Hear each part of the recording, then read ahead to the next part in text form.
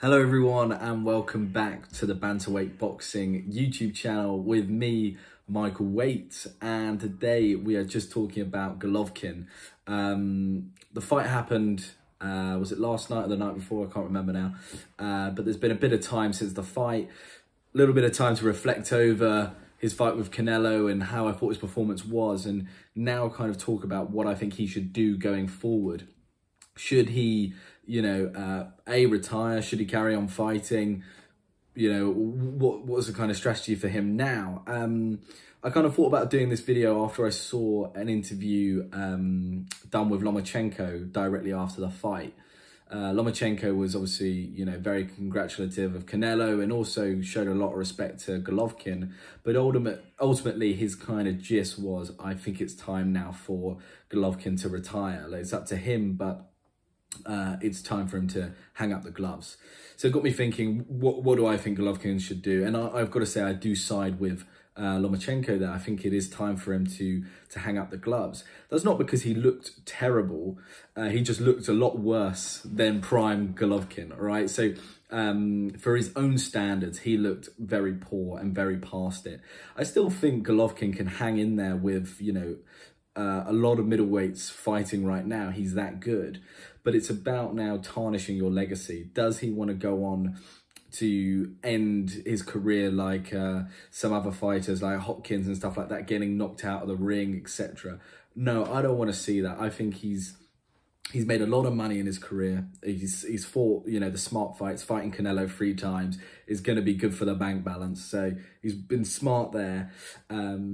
I think he got paid, what, $30 million or so for this last fight with Canelo. He's made good money. And I think it's now, let's not tarnish his legacy. Let's come out of the sport with his head held high. No disrespect and no kind of shame in losing to Canelo. So I thought my camera was about to die there. No shame in losing to Canelo. And it's a good way to kind of come out of the sport. You finish on an exciting trilogy. But you weren't knocked out, you weren't dropped, you weren't embarrassed. All that kind of happened in that fight is we saw where Golovkin now is at. He will always have those kind of long-term attributes of his good chin, heart, etc. But the hands weren't there. He was very slow. There was no kind of plan B. He knew he couldn't throw the kind of kitchen sink at Canelo because he was just too worried about getting knocked out. And he kind of just coasted through that fight and was dominated by Canelo.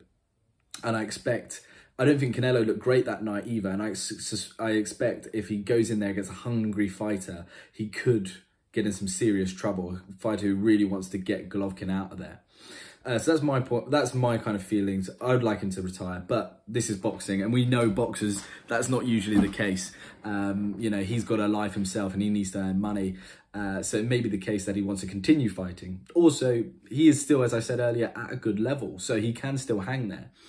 So another person who spoke directly after the fight was Chris Eubank Jr. Now, he's all over it after watching that fight with Canelo. Eubank has wanted Golovkin, well, when I say wanted Golovkin for a long time. He's always used Golovkin's name, but never, I don't think, ever really wanted the fight because he knew Golovkin was probably a bit too much for him to handle.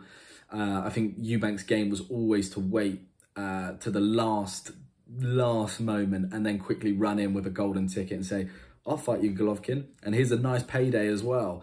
What's his name? Eubank's been all over it, came out with a tweet saying, come back to 160 for the belts, let's fight it out. I could definitely see this fight happening. It's difficult to say who I favour in that fight. I think Eubank has obviously seen what everyone else has seen and smelt blood with Golovkin and said, this is my best opportunity. I think Eubank probably would do him now. I think he probably would beat him now, just for sheer physical strength, punch speed, kind of overall physical attributes. I just think he'll have a little bit more in the tank to beat Golovkin. And Golovkin didn't look, he was never really hurting Canelo. And I think Eubank's another guy with a good chin, so I think he could hang in there with 12 rounds and just outwork Golovkin. And I think he'd get the win. Again, I don't think he'd probably knock Golovkin out. I think he'd probably hurt him, but probably get the points decision on him. So I think it's a smart move from Eubank if he can take it. Obviously, he's got to get past Ben, got to get past Ben first for that fight to happen. But again, I think Eubank would do that, and it's the perfect fight for Eubank. You know, it's a good money fight, chance to win some titles, and you're going to get Triple G on your resume, which is, you know, a great one to have. Don't get me wrong, I think Triple G's still got a chance in that fight. His jabs still look very good, and still had a few, his defensive maneuvers looked okay, still was able to weave and dodge a few of Canelo's shots. But yeah, it's just about, I don't know if the heart, well, the heart's still there, but I don't know if the body's still in tune with the heart. So I wouldn't take it personally. The other person who's called his name out is Danny Jacobs. Obviously, they fought before in quite a controversial fight. I thought Golovkin did win that fight purely through that knockdown. But Danny Jacobs wants his 2 cents as well.